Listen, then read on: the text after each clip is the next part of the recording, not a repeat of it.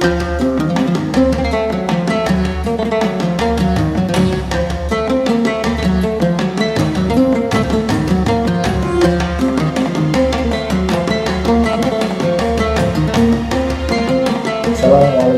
warahmatullahi wabarakatuh. Let us be grateful to Allah subhanahu wa ta'ala for the abundance of mercy to all of us. Salawat and salutation must be upon Prophet Muhammad sallallahu alaihi wasallam, his family, friends, and followers. My name is Despan Heryansyah. I'm a lecturer at Islamic University of Indonesia, and today we would like to talking about human on earth.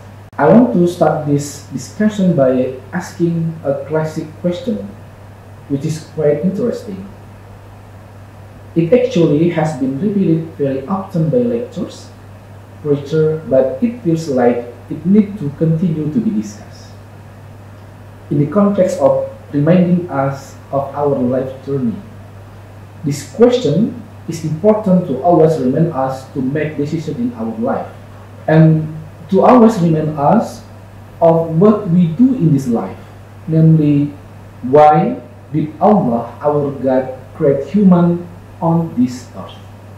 What was God's purpose in creating human?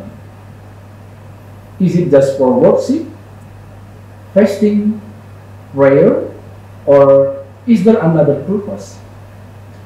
To answer this question, Allah explained it on Surah Al-Baqarah, verse 30, which read, وَإِذْ قَالَ رَبُّكَ لِلْمَلَائِكَةِ إِنِّي جَاعِلٌ فِي الْأَرْضِ خَلِيفَةً قَالُوا أَتَجْعَلُ فِيهَا مَن يُفْسِدُ فِيهَا وَيُسْفِكُ الدِّمَاءَ وَنَحْنُ نُسَبِّحُ بِحَمْدِكَ وَنُقَدِّسُ لَكَ قَالَ إِنِّي أَعْلَمُ مَا لَا تَعْلَمُونَ. It means, remember when your God said to the angels, I will make a caliph on earth.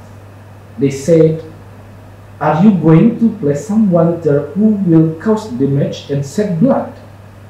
While we praise you and sanctify your name. He said, indeed, I know what you don't know. If you look at the verse above, then the task of human is a caliph. Humans are caliphs, namely the successor who come after them. Perhaps the meaning is to replace other creatures on earth. It could be the other creatures are dinosaurs, monkeys, Homo sapiens, or others on. In the other terms, the caliph is guarding, nurturing, guiding all of God's creation towards the purpose of its creation. If the purpose of creation is to be a caliph, the next question is, what is the task of human as caliph? Then Allah answered in Surah Hud, verse 61. He said, He has created you from the earth's soil and made you prosperous. So the task of humans as caliph is to prosper the earth and its contents. To prosper it by taking good care of what is on this earth, including building civilization on earth. So the main task of humans is to build the earth with the civilization on the face of the earth, not just praying, fasting, and other mahdah worship. Prayer is a way to fortify humans so that in their activities to build the earth they do not deviate. That is why Allah says, prayer prevents humans from committing well and evil deeds, committing sins. So prayer is the key, not the final goal. Also with zakat, not as a final goal, but because there is a necessity to work, zakat is to purify the result of that work. So we can say that there are near goals and there are far goals in our life. Just like people who play football are competing to score goal, but scoring goal itself is not the goal of playing football. The goal of playing football is to win every game.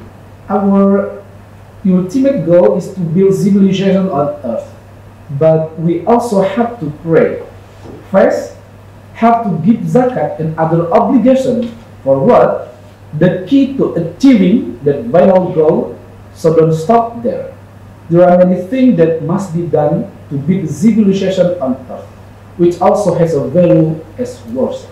The interesting message from the view above is that the mistake most of us have made is to consider worship only as ritual worship, when in fact worship is all activities sanctioned by religion and in the context of building the earth, building civilization on earth. So, if there is a Grab driver who cannot pray Jama'ah at the mosque, there is no need to be sad, because working is also an obligation for him and is also an act of worship. Someone who works in banking, who works in library, in hospital, and a parking attendant who works to support his family is also in the context of building civilization on earth.